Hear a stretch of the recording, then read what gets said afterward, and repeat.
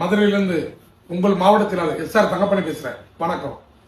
சமீபத்தில் பாத்தீங்கன்னாக்கா தமிழ்நாடு புதுச்சேரி மீனவர்கள் மீன் பிடிக்க சென்ற இடத்துல இலங்கை கடற்படை அரெஸ்ட் பண்ணி வச்சிருக்காங்க 35 பேரை. இந்த 35 குடும்பங்கள் இன்னைக்கு என்ன கஷ்டப்படுது? நீங்க அவங்க வாழ்வாதாரமே பாத்தீங்கன்னாக்கா கடல் நம்பி தான் அவங்க வாழ்றாங்க. இது பல ஆண்டு காலமாக பல கட்சிகள் ஆட்சிக்கு வந்து ஆள்றாங்க. ஆனா ஒவ்வொரு முறையும் பாத்தீங்கன்னா இந்த மாதிரி மீனவர்கள் அடைகின்ற துன்பங்கள் அதிகமாவே இருக்கு. இந்த பிரச்சனைக்கு ஒரு முடிவே மாநில அரசும் சரி ஒன்றிய அரசும் சரி இதை பத்தி கண்டுக்கிறதே இல்லை. இதை சொல்றாங்க, நாங்க மீனவர்களாக பாடுபடுறோம், மக்களுக்காக பாடுபடுறோம்னு சொல்லி. இந்த மீனவர் பிரச்சனை தொன்று பல ஆண்டுகள் நடக்குது. இதுக்கு ஏன் ஒரு சரியான முடிவை எடுக்க முடியாம இருக்கீங்க? ஏன் அதை இந்த மக்களை ஒரு தேர்தலுக்காக ஓட்டு வங்கியாகவும் உங்களுடைய தேவைக்காக பயன்படுத்துறீங்க?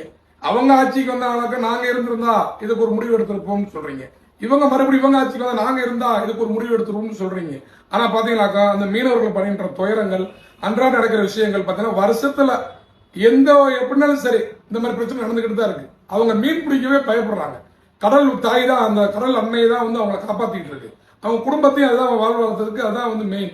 அதவே அவங்களால போய் நிம்மதியா மீன் பிடிச்சி வர முடியல. படகை பிடிச்சி வச்சுக்கிறாங்க, அந்த மக்களை துன்புறுத்துறாங்க. ஆட்சிகள் பல முறை மாறினாலும் அந்த மக்களுடைய பிரச்சனை ஒருபோதும் மாறாம இருக்கு. ஆனா இதுக்கெல்லாம் முடிவு வரணும்னா தமிழக மக்கள் விரும்பும் முதல்வர் வேட்பாளர் எங்கள் அண்ணன் தளபதி அவர்கள் தமிழ்நாட்டின் முதலமைச்சர் அருகில் அமைந்த பிறகுதான் இந்த மீனவர்கள் பிரச்சனைகள் ஒரு முடிவு கட்டப்படும்ன்றதா இன்னைக்கு மக்களுடைய முடிவே அதான். மக்கள் அப்பதான் மக்கள் நிம்மதியா இருப்பாங்க. ஏன்னா பல நடந்துருச்சு. இதுக்கு ஒரே முடிவு, தமிழ்நாட்டில் மக்களை சிந்திச்சு பாருங்க. 2026 நமது தளபதி அவர்கள் அண்ணன் தளபதி விஜய் அவர்கள் தமிழ்நாட்டில் மக்கள் எல்லாம் ஒன்று சேர்ந்து அவர் முதலமைச்சர் ஆக்கணும். இப்படி அவர் வந்தா தான் இந்த தமிழ்நாட்டுக்கே விடிவு காலம் பிறக்கும் என்பதை மக்கள் படுகின்ற பிரச்சனைகள் அன்றாட பிரச்சனை சந்திக்கின்ற மக்களுக்கே தெரியும். ஏன்னா பலமுறை பல கட்சிகள் ஆண்டுருச்சு. இதுக்கு ஒரு தீர்வே இல்லை.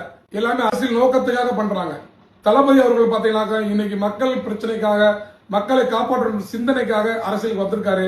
அவருக்கு எல்லாரும் சேர்ந்து ஒரு நல்ல ஒரு மனிதரை கொண்டு வரணும். அப்பதான் நாடு நல்லா இருக்கும். இப்ப தமிழ்நாடுக்கு விடிவு காலம் வேணுமா? அது ஒரே தீர்வு தமிழக வெற்றி காலம் தான். நன்றி, வணக்கம். எதிர்காலத்தை சூறையாடினாய்.